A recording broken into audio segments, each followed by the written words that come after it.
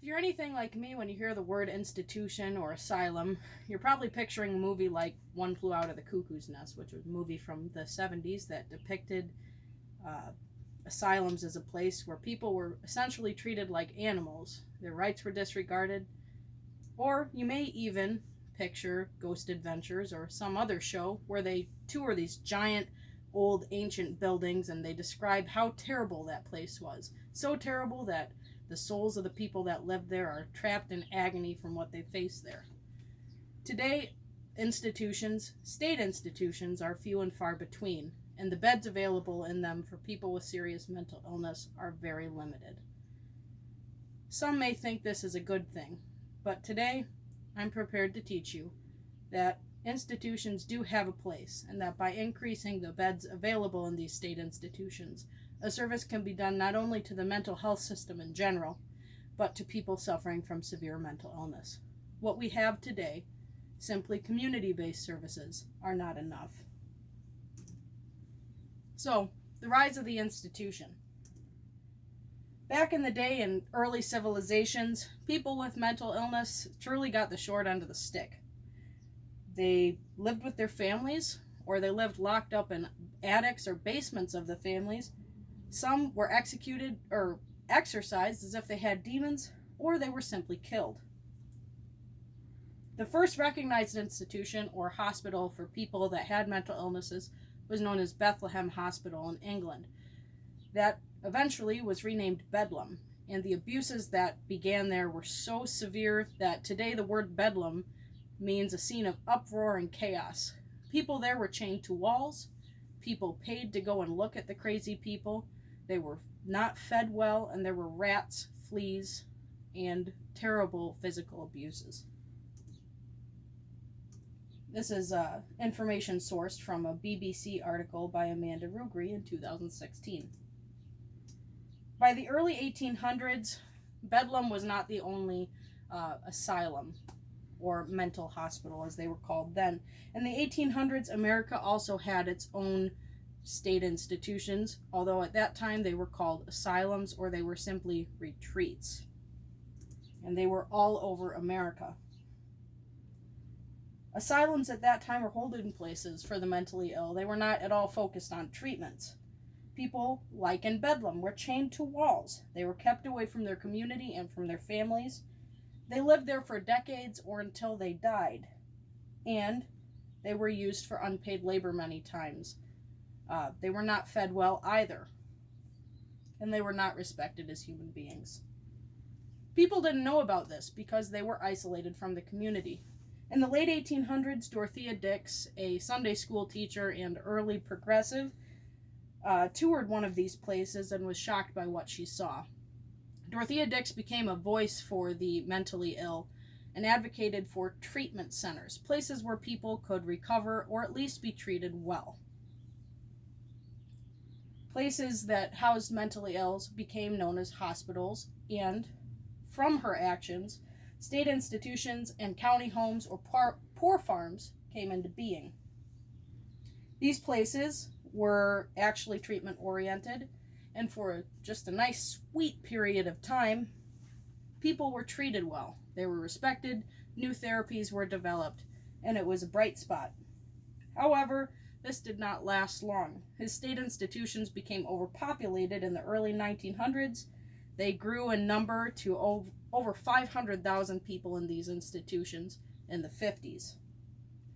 This overcrowding ended up in right abuses of the people that were in them, lack of resources, food, space, and attention, and overworked nurses, doctors, and psychiatrists were unable to give adequate care to patients.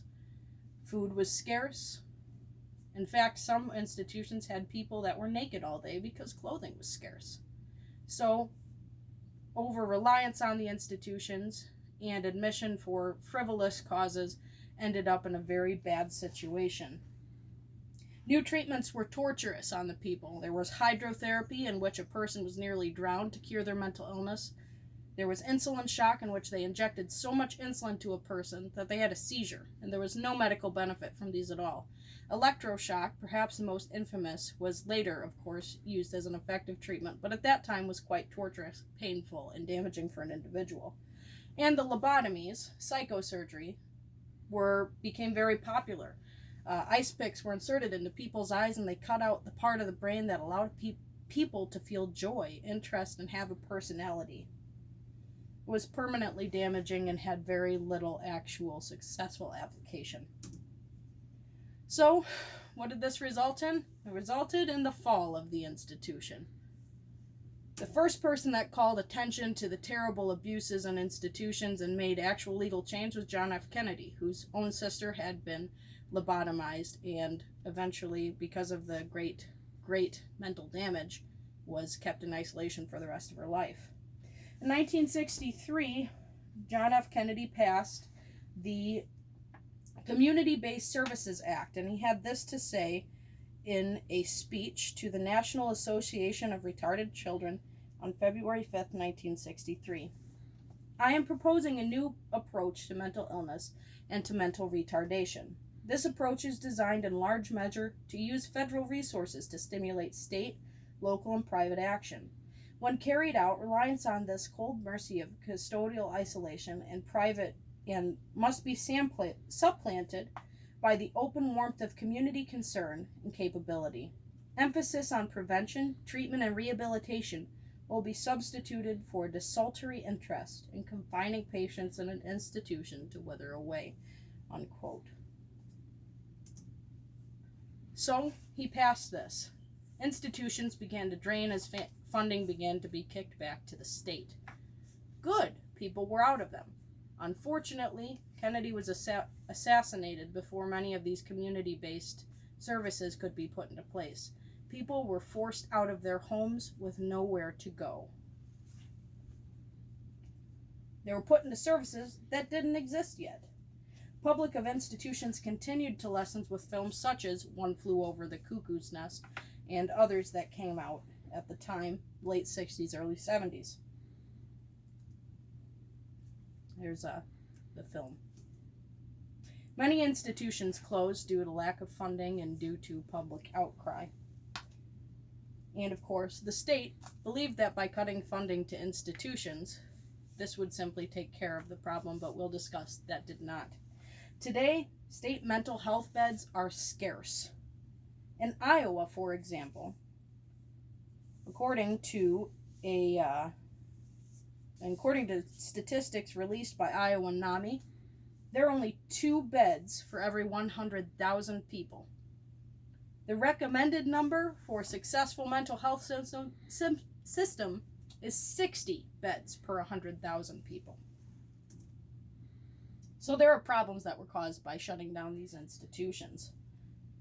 Number 1, there was nowhere for these people to go. Today, there is nowhere for these people to go. This is spiked homelessness. According to an article by Jessica Plaschek in 2016 in KQED in San Francisco, more than 55% of California's Bay Area homeless people qualify as being diagnosed with a severe mental illness and could potentially qualify for state institution. There are no placements for people with severe mental illness in community residential facilities, in group homes, outpatient therapy, or in private residential facilities. Many of these people with nowhere to go and untreated mental illness end up in jail, and emergency rooms provide an inadequate and only very temporary level of care. Inappropriate levels of care in other facilities limit the treatments that can be given to these people who desperately need them. For example, most community-based services do not use holds, isolation rooms, or emergency PRNs, which means that people with suicidal or aggressive behaviors are simply miserable and there is no protection for that person, the staff, or the other residents. Most do not employ their own psychologists or psychiatrists, which means that observation of the person's condition is very limited and treatments can be inaccurate. Forced placement into lower levels of care that are not adequate can harm other residents and staff because they are not prepared to deal with aggressive behaviors. People can very seriously get hurt. So what's the point? Increasing the availability and number of state mental health beds will benefit the mental health system in general and will greatly improve the quality of care for those suffering from serious mental illnesses. Institutions can solve many of these problems. Most notably, state institutions can provide a great starting point for people with severe mental illnesses. Institutions offer a good starting point for treatment of people with severe cases of mental illness. They provide observation by qualified clinical staff more hours of the day than other options. This observation results in a stronger and hopefully more compliant relationship between the client and their practitioner. Ease of communication between the different areas of support can result in improved benefits and improved enmeshing of therapies, namely psychotherapy and drug therapy. Ability to use emergency techniques in these institutions can protect the safety of both the client and the staff. Holds can help to calm the client so that they cannot harm themselves or others, and PRN medications can also calm them. While this can seem abusive to some people, you must imagine that a person who is having a psychotic breakdown and showing aggressive behaviors are not happy. They're miserable. By giving them the opportunity to calm themselves, this misery can be circumvented and grown from. Monitoring progress is done more successfully. People can see gains other than simply viewing the person as unsuccessful. State bed availability also benefits other stages of the mental health system. Private institutions and emergency room admissions are not prepared to deal with severe cases of mental illnesses. As we talked about, they don't use emergency PRNs, and they do not, in most cases, use adequate holds. Attention in residential settings and what we would call RCF, so these are community-based facilities used in the state, can take attention from people that meet that level of care and put them on the more severe patients. This limits staff resources and lessens the care given to these other people. Outpatient services are prone to non-compliance with people that have severe mental illness. They have limited mental resources. They usually don't drive and can't get to the appointments. They're unable to fill out paperwork. And even more so, they may be forgetful due to their mental symptoms. Hi, Celeste. Improvements in funding are also a wonderful benefit of the state institutions. And this may seem odd to you. How can opening a new facility or improving the funding to a facility possibly save us money? Well, closing them down didn't save any money. That's because funding for state institutions does not cut the amount spent on mental health. It results in cost shifting. Where? To ERs, to these private institutions with lower levels of care, and to the criminal justice system. In Maryland, for example, according to the 2018 article in the Baltimore Sun by McDaniels and Kahn, 25% of visits to ERs are due to mental health crises. And in the justice system, according to the National Institute for Healthcare and Justice in 2017, mental illness incarceration overall in the U.S. costs 27% more per individual than for any other person. We're talking millions of dollars overall. Essentially, having a state institution represents a consolidation of costs. This consolidation of costs helps not only with the quality of care, but also allows for success and for these costs to be more closely monitored. So, what does this look like to the individual who has a severe mental illness? We'll give you an example. Jimmy goes to the ER experiencing significant mental health issues. He's hallucinating, he's suicidal, he's highly aggressive, and he's threatened to set his family's house on fire. After assessment at the ER, Jimmy qualifies for a high-level long-term care placement. Let's see what happens in today's situation without state beds available. Jimmy's released only days later, as is many times the case, with no residential placement, and only possibly, was referred to outpatient services. Jimmy is not able to follow up with outpatient services. He does not have the capacity to regularly take medication or to go and get medication filled, and he ends up harming himself. Jimmy goes to a private facility after harming himself because he is forced to by the government. He goes to a private facility. He's committed. That's what I mean to say. And the private facility cannot deal with Jimmy's behavior, so they kick him out. Where does Jimmy go? Well, his mental illness causes him to be unable to maintain gainful employment or to maintain his own residence. Jimmy becomes homeless. Because of Jimmy's mental illness, he's damaged his relationships with his family, and he has nowhere to go and nowhere to help.